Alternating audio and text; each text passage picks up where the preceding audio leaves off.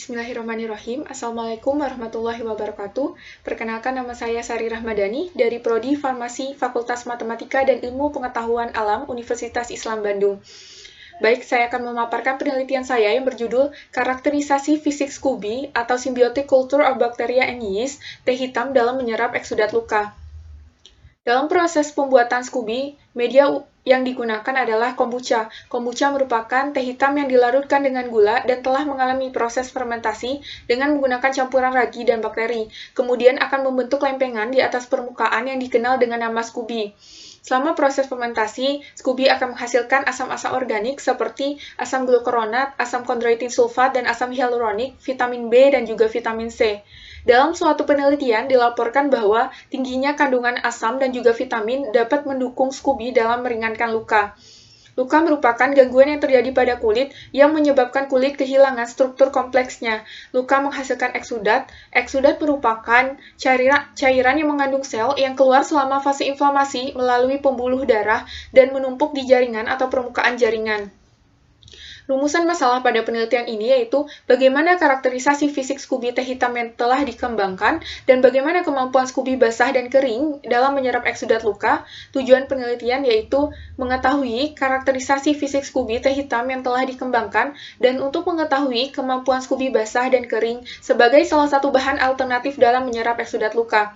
Manfaat penelitian yaitu untuk memberikan informasi mengenai karakterisasi fisik Scooby teh hitam yang telah dikembangkan dan untuk memberikan informasi mengenai potensi penggunaan Scooby basah dan kering sebagai bahan alternatif dalam menyerap eksudat luka. Berikut adalah metodologi penelitian, di mana bahan dasar yang digunakan berupa scotcha, Scooby dan larutan kombucha, teh hitam, dan juga gula. Konsentrasi gula yang digunakan yaitu 25%. Selanjutnya dilakukan fermentasi selama 14 hari. Kemudian dilakukan evaluasi berupa evaluasi kombucha, evaluasi Scooby, simulasi kemampuan Scooby dalam menyerap eksudat luka dan partikel padat. Dalam proses pembuatan Scooby, terlampir hasil pengamatan pada hari ke-7 dan pada hari ke-14. Pada hari ke-7, Scooby sudah mengalami pertumbuhan dan pada hari ke-14, ketebalan Scooby lebih tinggi dibandingkan pada hari ke-7. Scooby ini terbentuk karena adanya peran khamir yang merubah sukrosa menjadi glukosa, kemudian glukosa dirubah oleh bakteri Acetobacter sillinum menjadi selulosa atau dikenal dengan nama Scooby. Selanjutnya ada evaluasi kombucha. Pertama ada uji organoleptik, terlampir hasil pengamatan sebelum dilakukan fermentasi dan setelah dilakukan fermentasi, di mana terjadi perubahan aroma dan rasa yang disebabkan oleh proses metabolisme oleh khamir dan bakteri yang merubah menjadi asam-asam organik. Kemudian perubahan konsistensi disebabkan karena terjadinya peningkatan jumlah mikroba seiring waktu fermentasi. Untuk uji pH kombucha adalah 3. Nilai pH yang rendah ini disebabkan karena peningkatan konsentrasi asam-asam organik. Selanjutnya adalah evaluasi Scooby. Pertama ada uji organoleptik. Untuk uji organoleptik, parameter Scooby yang dihasilkan berupa scotcha. Scooby yang dihasilkan memiliki bentuk, warna, dan tekstur permukaan yang sama dengan scotcha sebagai standar awal. Kemudian ada uji ketebalan dan diameter. Untuk ketebalan, rata-ratanya adalah 0,77 cm dan diameternya adalah 6,89 cm. Ketebalan Scooby ini dipengaruhi oleh jumlah nutrisi. Kemudian ada uji kadar serat kasar, yaitu rata-rata kadar serat yaitu 2,99% dengan kadar serat dipengaruhi oleh jumlah nitrogen yang terdapat di dalam media. Untuk uji kadar air, rata-rata kadar air adalah 62,45%, di mana kadar air pada Scooby ini dipengaruhi oleh ketebalan dari Scooby.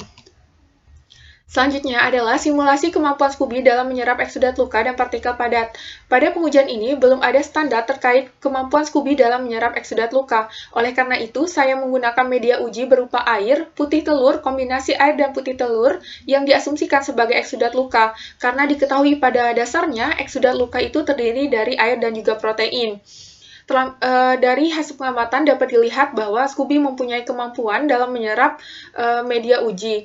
Dilihat dari jumlah media yang terserap dan perubahan bobot, baik pada Scooby basah ataupun Scooby kering. Kemampuan Scooby dalam menyerap ini dipengaruhi oleh serat yang terdapat di dalam Scooby, di mana peran utama serat pada Scooby yaitu kemampuannya dalam mengikat air.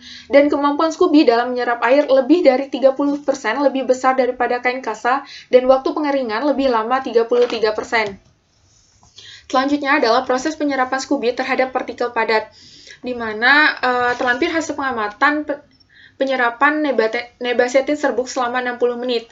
Scooby menyerap partikel padat secara sempurna pada Scooby basah yaitu setelah 2 jam 20 menit, sedangkan pada Scooby kering setelah 15 jam. Kemampuan Scooby dalam menyerap cairan dan juga partikel padat menunjukkan bahwa Scooby berpotensi untuk dijadikan sebagai media penghantaran obat. Kemudian didukung juga oleh rasio luas permukaan terhadap volume dan polimerisasi yang tinggi, yang memungkinkan kapasitas pengikatan dan pemuatan obat. Adapun kesimpulan dari penelitian ini yaitu pertama, Scooby teh hitam memiliki bentuk yang bulat sesuai dengan wadah yang digunakan, berwarna kecoklatan, memiliki tekstur permukaan yang mulus tanpa lubang, kenyal dan tidak keras, lalu Scooby memiliki rata-rata ketebalan 0,77 cm dan diameter 6,89 cm. Kadar serat yang terkandung yaitu 2,99% dan kadar air 62,45%. Yang kedua, Scooby mempunyai kemampuan dalam menyerap air, putih telur, serta kombinasi air dan putih telur yang diasumsikan sebagai eksudat luka, baik pada Scooby basah ataupun Scooby kering. Sekian presentasi dari saya. Wabillahi taufiq wal hidayah. Wassalamualaikum warahmatullahi wabarakatuh.